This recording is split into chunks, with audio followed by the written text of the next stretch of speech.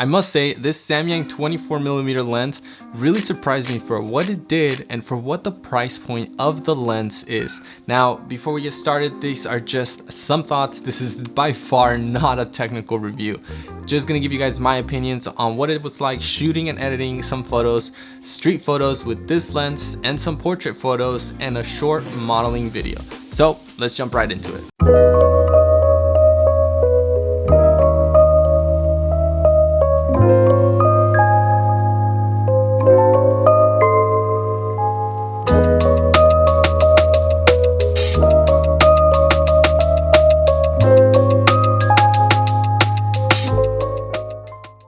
So I bought the Samyang 24mm lens specifically for street photography. I wanted something that was cheap, that was small, and that I could just throw on any of my cameras and go out and shoot.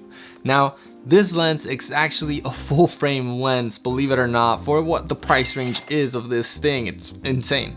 So if you actually throw those numbers into the mmcalc.com, which will give you what it is on a crop sensor, it turns out to be 36.72 millimeters at an aperture of f2.8. Yeah, again, it's on what it will be on a crop sensor. Of course, you're never gonna get that real aperture from the lens, but f4 for street photos, that is perfect. So taking into consideration this 24mm on full frame, of course you get the 24mm on a crop sensor, it ends up being about 35mm, and it just so happens to be my favorite focal length. Now, of course, this lens does not come with any form of stabilization. That would be ridiculous for the price point. But if you're shooting on an a7 III in regards to video, you obviously have the in-camera stabilization, so that helps out a lot. And if you are shooting on crop sensor, well, if it's the B-roll, you can always shoot at 120 frames per second and slow it down in post. Now, if you've learned something so far in this video and you liked what I'm talking about, make sure you give a like to this video and subscribe to the channel for future content.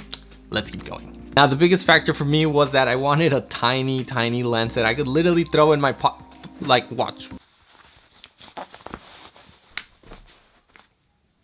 It's harder than I thought. I think you get the point. This thing literally fits in your pocket. Not that anyone walks around with lenses in their pockets, hopefully. But this thing is so tiny that I love that it would be so easy to carry this wherever I go.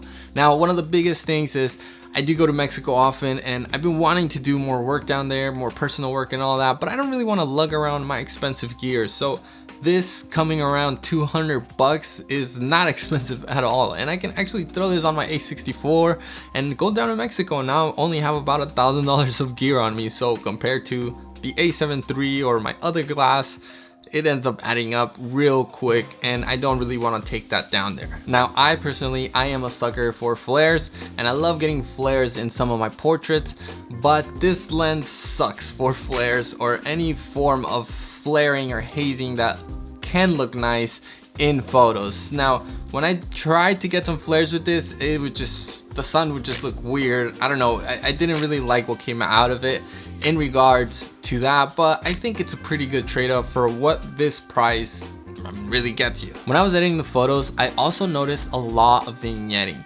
and yes, you can fix the majority of it in post, but again, this is a cheap lens. I wouldn't trust it for some commercial shoot or some paid gig where I need to get a very clean, sharp image.